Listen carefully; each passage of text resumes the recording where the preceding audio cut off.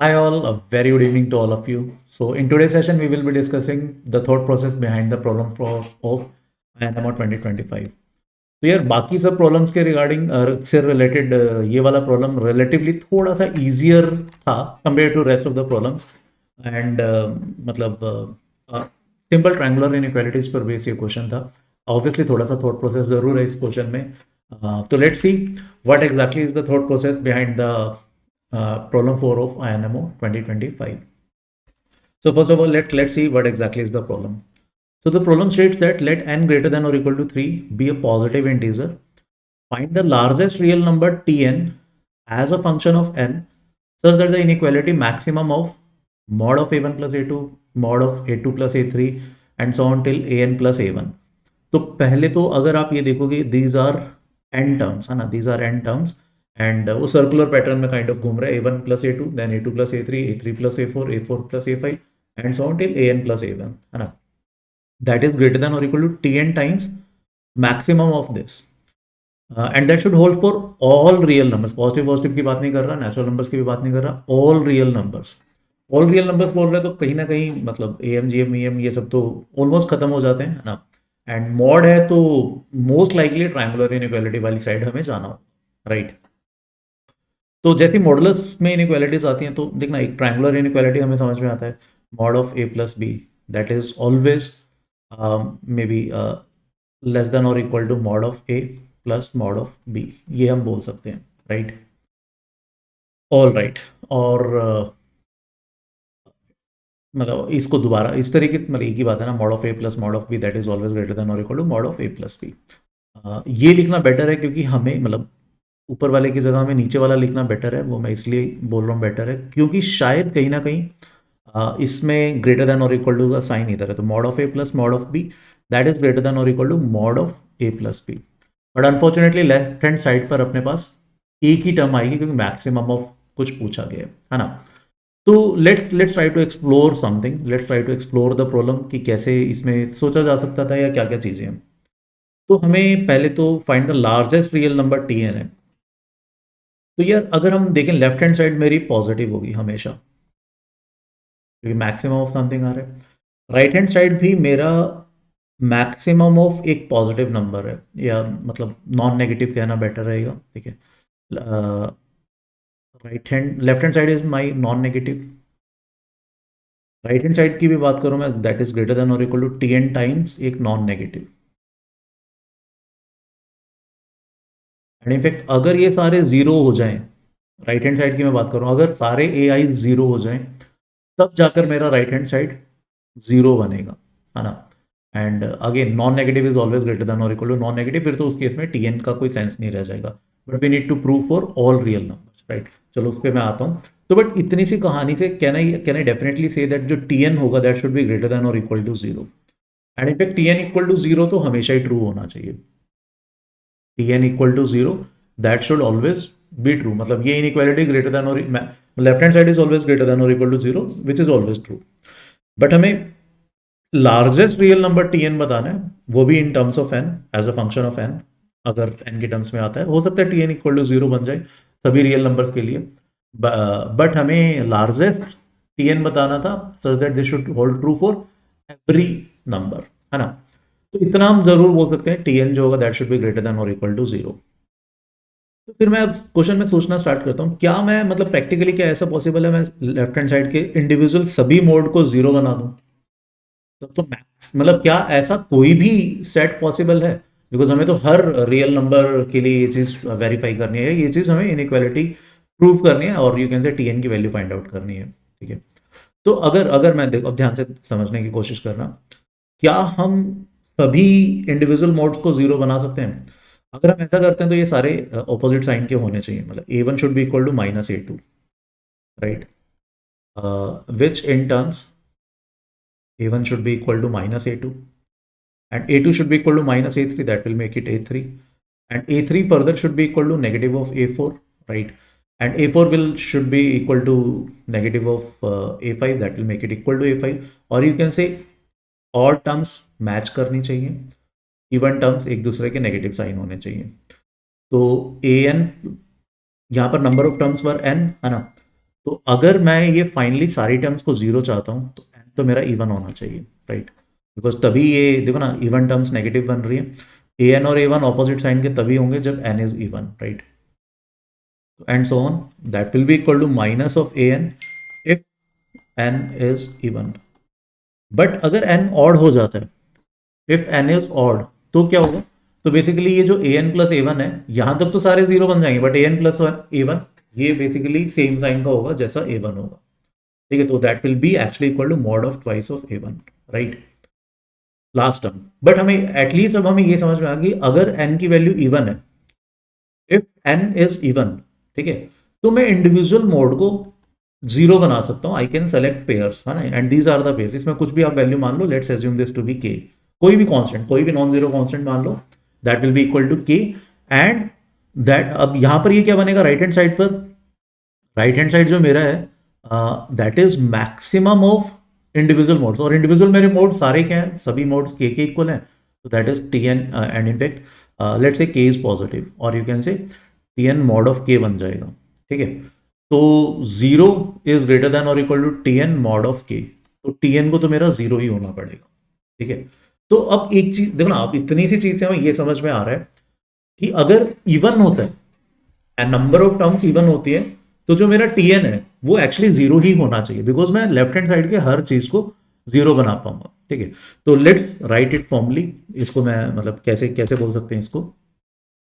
तो अब प्रैक्टिकली हमें दो केसेस कंसिडर करने चाहिए, है ना? तो case one, let's assume case one when n is even, ठीक है? एंड सिंस सभी रियल नंबर्स के लिए चाहिए था, तो let's assume that further if a1 is equal to negative of a2, which is equal to a3, which is equal to negative of a4, and so on, which is equal to negative of an. Or you can say in general ai is minus 1 raised to power n plus 1, or you can say n multiplied by k, ठीक है? तो basically a1 will become minus k, a2 will become plus k, a3 will become minus k, है ना? अगर मैं ये ai's को मान लेता हूँ, that will make ai plus ai plus 1 का mod that is equal to 0, है ना? And further and also last term जो बनेगा यहाँ पे which is mod of A N plus A one, ये प्रैक्टिकली इसकी वजह से जीरो नहीं बनेगा, and also mod of A N plus A one, that should be zero, because A N will be, because a1 is minus k and an in this scenario that will be k. So a1 plus an that will be 0. Make sense? इससे इससे क्या पता लगा? This implies our LHS will be 0 इस scenario में, ठीक है? If n is even, तो n even के लिए मैं LHS को 0 क्रिएट कर सकता हूँ, ठीक है? And since we are interested in for every real number, so we need to find tn for this case also, है ना? तो 0 is greater than or equal to tn times mod of k, where let's assume k is non-zero. ये तो हम assume कर ही सकते हैं ना, k is non-zero. This is only possible when tn is 0, right? तो इसका मतलब इवन के लिए तो भैया tn 0 हो गया। We have a lot of examples, हम k माइनस के टाइप से कर सकते हैं, ठीक है? अब मैं अगर ऑड का केस कंसीडर करता हूँ, ऑड नंबर में क्या प्रॉब्लम हो रही थी? जैसे हमने अभी बताया, ये वाली चीज ए एन और ए वन एड अप हो रहे थे, है ना? तो वहां मैं ये चीज अप्लाई नहीं कर पाऊंगा, क्योंकि मेरी लेफ्ट हैंड साइड में जीरो नहीं बना पा रहा, and practically left hand side को हम जीरो नहीं बना पाएंगे किसी भी तरीके से, बिकॉज हमेशा हर लेफ्ट हैंड साइड को जीरो बनाने का मतलब है मुझे हर टर्म को जीरो बनाना पड़ेगा, जो हमने अभी देखा इवन के केस में पॉसिबल है, ऑड के केस में नहीं है। तो ओड के केस में tn can be greater than zero, zero तो ऑब्वियसली सेटिस्फाई कराएगा ही कराएगा, but tn can be greater than zero. अब वो n पे कैसे डिपेंडेंट है वो हमें देखना पड़ेगा, ठीक है? अब एक चीज और समझने की कोशिश करो, अगर मैं ट्रायंगुलर इनइक्वालिटी से सोचने की कोशिश करता, यार mod of A one plus A two, और यहां पर अगर मैं A two plus A three करता हूं, बट मैं फाइनली मुझे क्या चाहिए? मुझे एक ही टर्म चाहिए इनमें से, है ना? तो अच्छा एक चीज़ और समझ में आ रही है, अगर हम इन्हें लेट्स से ऑल्टरनेटिवली ऐड करते हैं, मतलब A1 प्लस A2 का mod plus A2 plus A3 को definitely I can write it like minus A2 plus A3 and similarly and so on. तो अगर मैं ऐड करता या और we can also say that triangular inequality से let me erase this thing. Let me rewrite the triangular inequality once again. Mod of A plus mod of B, that is greater than or equal to mod of A plus B और A plus minus B, है ना, ये हमें पता है, ठीक है। And in fact A plus B plus C का in fact mod of A plus mod of B plus mod of C, that will be greater than or equal to mod of, मैं साइन इंटरचेंज भी कर सकता हूँ ना, alternative sign. तो यहाँ पर मेरे ख्याल में से सब कुछ क्लियर होने चाहिए ट्रायंगुलर इनइक्वालिटी। अगर हम मल्टीपल वैल्यूज के लिए इसको एक्सटेंड करते हैं, राइट, तो यहाँ पे what I I can do if I consider it like okay, but these are N terms ना, these are n terms and I am interested in maximum value. So practically on the left hand side I'll get something like ai plus 1. But let's say if I add these all terms, so practically can I say maximum of this, okay, let's multiply it by n, okay, right, like n times maximum of whatever it is written here, that should be greater than or equal to uh, individual mode का sum A1 plus A2, A2 plus A3 plus and so on till mod of an plus A1, क्योंकि जो भी इनमें से बड़ा है बाकी सब उसके बराबर या उससे छोटे ही होंगे। अगर मैं n टाइम्स सबसे बड़े वाली वैल्यू को n टाइम्स में मल्टीप्लाई कर रहा हूं तो इंडिविजुअल n टर्म से के सम से तो वो बड़ा ही होगा, है ना। And further this will be greater than और इक्वल टू ये कहानी, अगर मैं ऑल्टरनेटिव सम करूं तो A1 प्लस A2 ले लेता हूं, नेक्स्ट वाली टर्म माइनस कर देता हूँ A2 प्लस A3। इससे क्या होगा कि प्रैक्टिकली चीज़ें कैंसिल आउट होनी स्टार्ट हो जाएंगी, A3 plus A4 plus and so on. And अब लास्ट में क्या आएगा, क्योंकि n is odd, if n is odd, है ना, तो ये लास्ट में क्या आना चाहिए, it should be plus plus an plus A1। तो अब इसका फायदा क्या हुआ, ये अब हमारा क्या आ गया, दिस इज यहाँ पर आप देखो A2 खत्म होगा, A3 खत्म होगा, A4 एंड an इससे जस्ट पहले वाली टर्म से खत्म हो जाएगा, तो that will be equal to twice of mod of A1, ठीक है। तो मैंने प्रैक्टिकली क्या प्रूव कर दिया, n times maximum of this that is twice of, that is greater than और equal to twice of mod of A1। But अब मैं यहाँ पे फंस गया, क्योंकि जरूरी थोड़ी नहीं कि मैक्सिमम ऑफ मॉड, मतलब इनमें से मैक्सिमम मॉड ऑफ A1 होगा, बट लेफ्ट हैंड साइड तो सिमेट्रिकल था, तो A1 ही क्यों, मैं तो इसको A2 की टर्म्स में भी कर सकता था, A3 भी कर सकता था, A4 भी कर सकता था। तो शायद यहां से कहीं ना कहीं आपको स्ट्राइक करेगा कि यार अच्छा मैक्सिमम है, n तो कांस्टेंट है, n से डिवाइड किया जा सकता है, तो ये कहीं ना कहीं 2/n बनता हुआ नजर आ रहा है। बट अब बस हमें थोड़ा सा इसको फॉर्मलाइज करना है। फॉर्मलाइज क्या करना है, फर्स्ट थिंग, जरूरी नहीं है मेरा मॉड ऑफ A1 मैक्सिमम हो, right, but left hand side symmetrical था, है ना, आप कहीं से भी स्टार्ट कर सकते थे, राइट, सर्कुलरली तो जा ही रहा था, दैट्स वाई मैंने स्टार्टिंग में वर्ड यूज किया था सर्कुलरली मूव कर रहा है ये, ठीक है। तो अब इसको मैं फॉर्मलाइज अगर करता हूँ, case two, case two, if n is odd, ठीक है। तो let's assume, let's say you can say ak is,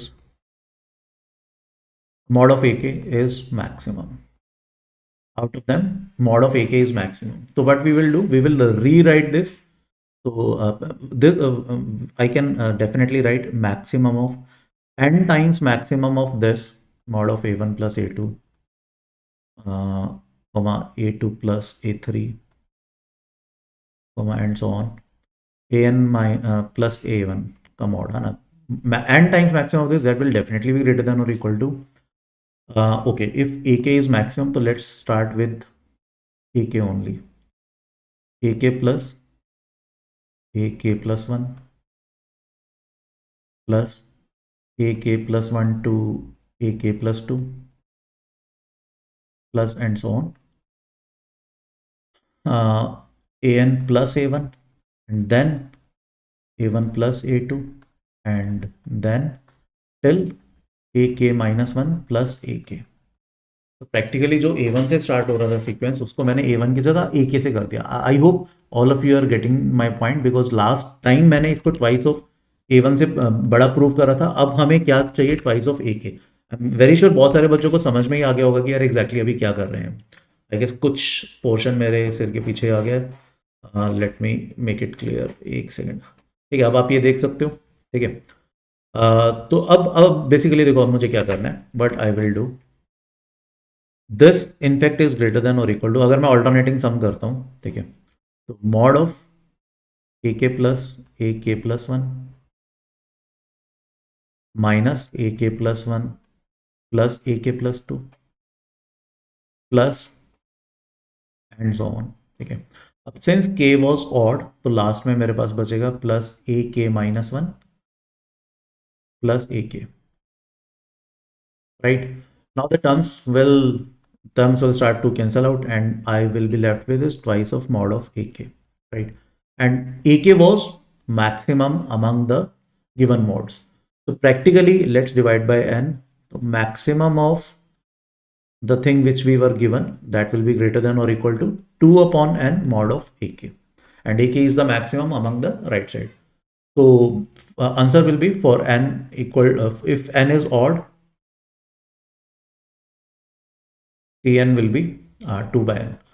So practically अभी आंसर, फाइनल आंसर क्या बना? Final answer is entirely dependent on n. So if n is even, Tn will be 0, and if n is odd, Tn will be 2 by n. Right, this will be the final answer, and I'm very sure आपको भी ये solution समझ में आ गया होगा. Right, so that was an easy problem. And मेरे ख्याल में से इसमें अगर हम पार्शियल मार्क्स की बात करें, अगर एन इवन के लिए बहुत सारे बच्चे T N equal to zero claim कर लेंगे, और वो वैल्यूज भी बता देंगे, प्रूफ भी जस्टिफाई कर देंगे. तो I hope they should get at least 5 marks for this, है ना. N equal to, if N is even, T N equal to zero find out करने के लिए 5 मे बी, मतलब 5 से ज़्यादा आई डोंट थिंक बनेंगे, because major portion was when N is odd, है ना. तो आई एम वेरी श्योर शायद कुछ बच्चों ने इवन के लिए डेफिनेटली किया होगा, बट ऑड के लिए भी बिल्कुल भी मुश्किल नहीं था, बिकॉज मोड था तो यार कहीं ना कहीं टेलीस्कोप पे अपना ट्रायंगुलर इनइक्वालिटी की तरफ जाने का ऑटोमेटिकली मन करता था. राइट, तो that was it for this question. Hopefully आपको सॉल्यूशन क्लियर होगा. Bye bye.